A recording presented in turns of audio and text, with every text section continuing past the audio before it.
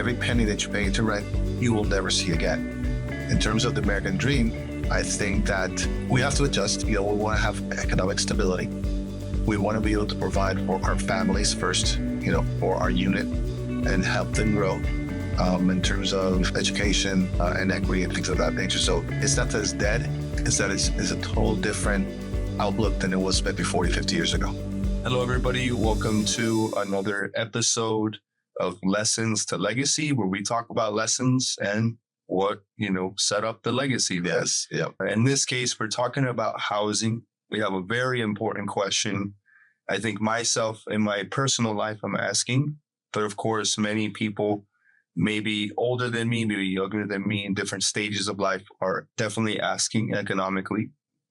And that question is the American dream dead? I go by Voice of G, a creative producer.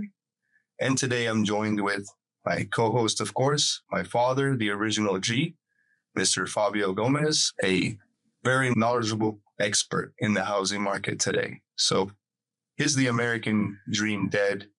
In your opinion, how do we navigate this question?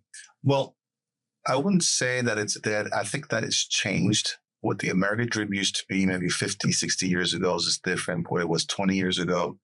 And what it was 20 years ago is very different what it is now. There's so many economic factors and cultural factors that have pushed things just to kind of make the bullseye of the American dream change all the time. One of the things we talked about earlier was that, back in the 70s, 60s, 70s, the prices of homes, general homes, medium price homes, were about maybe 3.2% of your yearly income.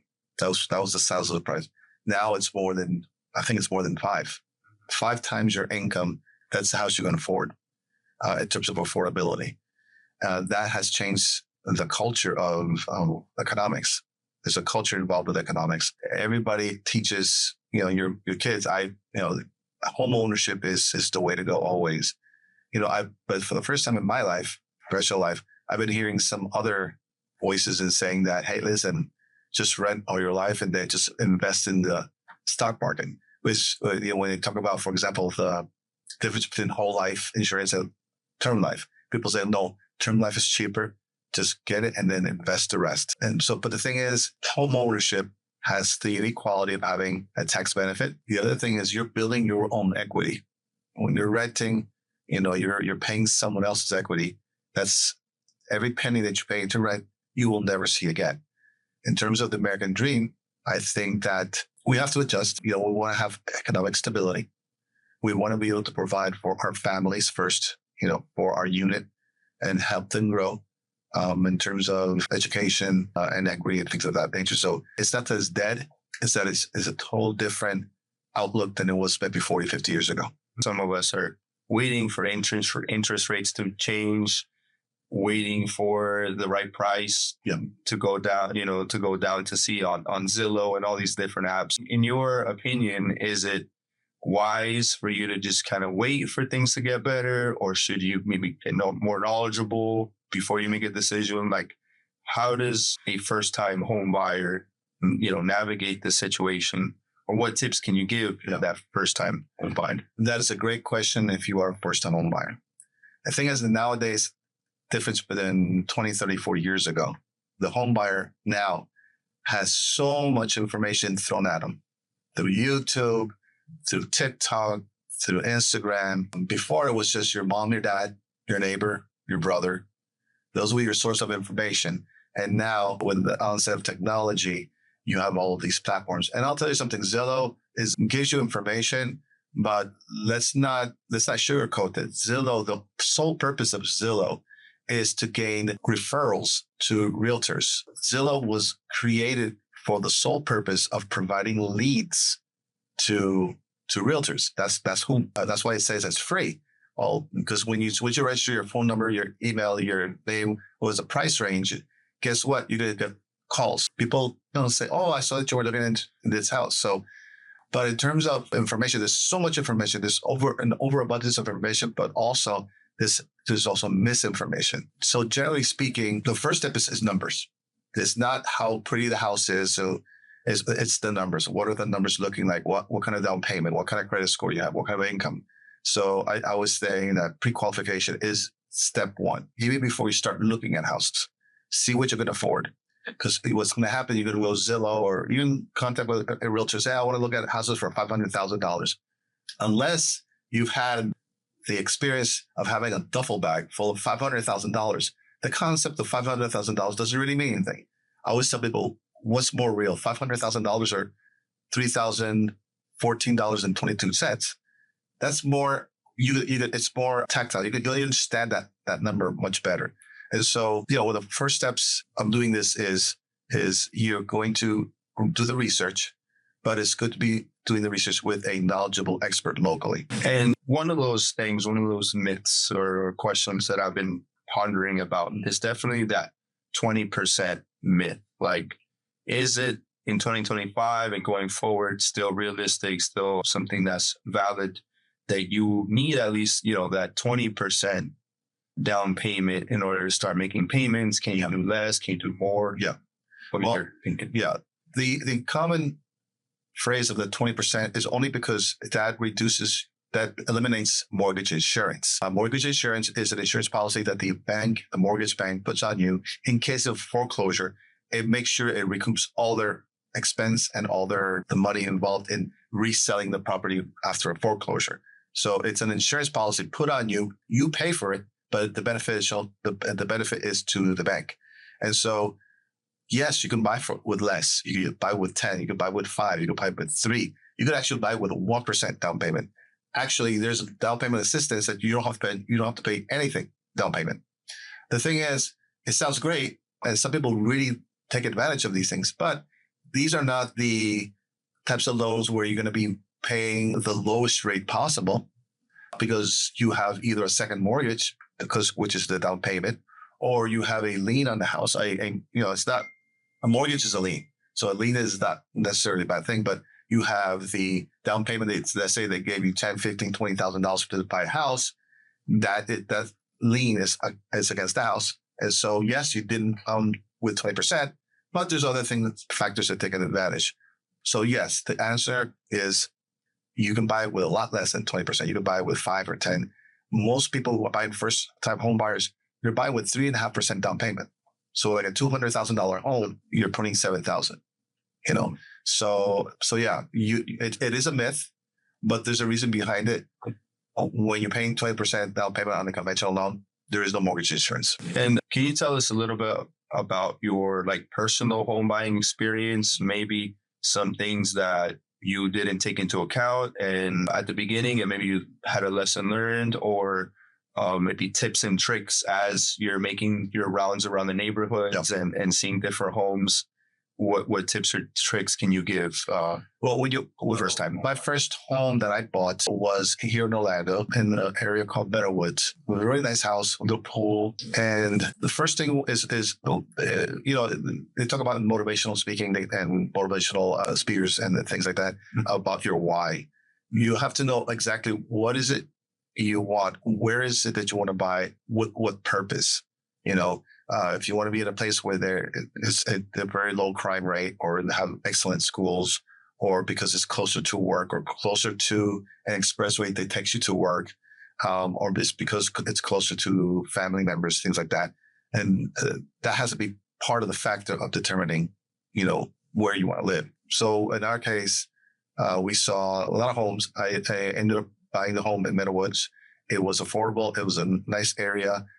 There was a lot of potential to fix it. It wasn't in pristine condition, but we saw the potential. Oh, we would quickly do this here. We need to cabinets over here. We paint this over there. So it all depends on what your motivation is in buying the house. If you want a house that's in perfect condition, that when you move in, you don't have to do anything to, well, that's the type of house you have to look for. But you have to adjust your economy to that.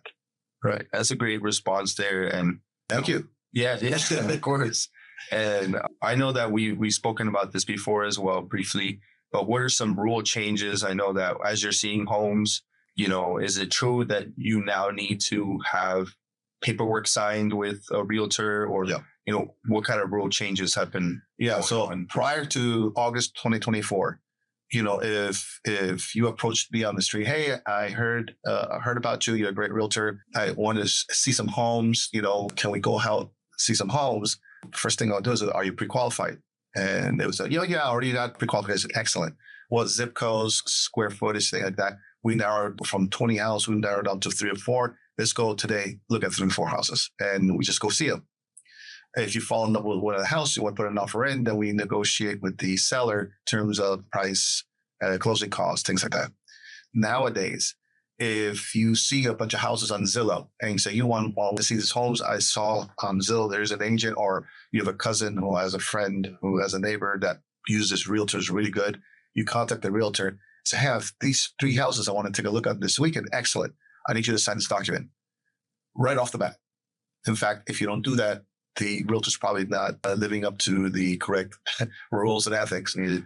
So just to show the house, you have to provide the buyer, potential buyer, with a buyer's agreement saying, hey, listen, this is my job as your realtor. I'm going to advise you. I'm going to protect you. And when we put in the offer, these are the steps that we're going to do. This is how I make my commission. This is how much I make. And so, yes, commission statements are spoken. You speak about them at the very beginning. Before, I never really mentioned much. Well, most realtors didn't mention much about their commissions because that was something that was worked between the seller agent and the buying agent. That was behind the scenes, so to speak, because of the rule changes and the law. It's a conversation you have with the buyer, because in essence, the buyer is also participating in your commission. Why? Well, the commission is based on the sales price, which the buyer's paying. So indirectly, yes, the buyer is paying a portion of that commission. Obviously, the seller is paying from their proceeds this money. So that's the rule changes, and it is very, very important to know that. But that's why it's important to have a trusted, knowledgeable, educated, and seasoned realtor that will be able to negotiate these things for you. As we're unfortunately, wrapping up here on this first episode of the Lessons to Legacy podcast, is there anything else you'd like to share? We talk to a lot of people you speak to that are currently renting for years now. Yeah. I mean, why you're still renting? Oh, well, I want to buy a house, but I want to buy it. I heard there's a crash coming. Mm-hmm. Well, that conversation has been going on for, I don't know, like 8 years now. There is no crash. And if there is an adjustment, it's not a crash. And then people say, oh, well, when the price goes down 20, 30%, then I'll buy a house. Well, the thing is this. Right now, for example, the market is slow, meaning that it's a buyer's market. So buyers can pick and choose houses because the homes have been sitting on the market for a long time. You don't have to be a realtor to understand this. Right now, rates are about like 6.5 right now. Okay. And so it's a slow market. Sellers are willing to negotiate with you more. What's going to happen when that rate goes, let's say, theoretically, it would be great. It goes down from 6.5 to 4.5, 2% down. What's going to happen when that rates go down? You have 40 or 50 people doing the exact same house that you fell in love with. And now you're having to compete with a bunch of other people on the price. What's going to happen? The house is listed for $350. Guess who won the house listing? The one who went at $370, which is what happened 4 or 5 years ago.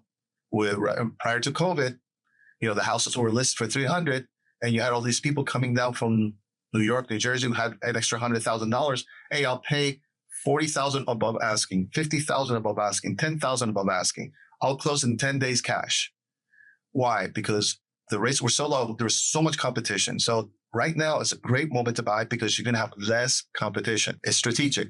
And because the properties has been sitting on the market for a long time, sometimes you're able to extract extra money from the seller to get that rate with discount points, bring it down from 6.5 to 4, 6.5 to 5.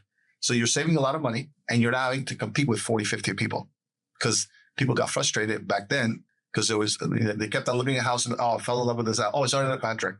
Oh, I want to go see this Saturday. I can't. I'm off on Saturday. By Thursday, the house is already under contract. And so have the mindset of now. It's a joke between us realtors, but when people ask us, when's the best time to buy? Last year. That's the best time to buy.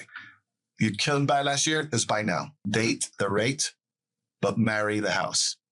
Everyone in Florida knows someone that has moved in their neighborhood within the past year. Here in Central Florida, first-time home buyers, the average time when you buy your first house till you move, You would think it was like 10, 15, no, 7.5 years. Because circumstances change. You make more money, you want to live in a neighborhood, better neighborhood. Mom and dad came to live with you because they're older. Now that 3-bedroom, you need a 4-bedroom.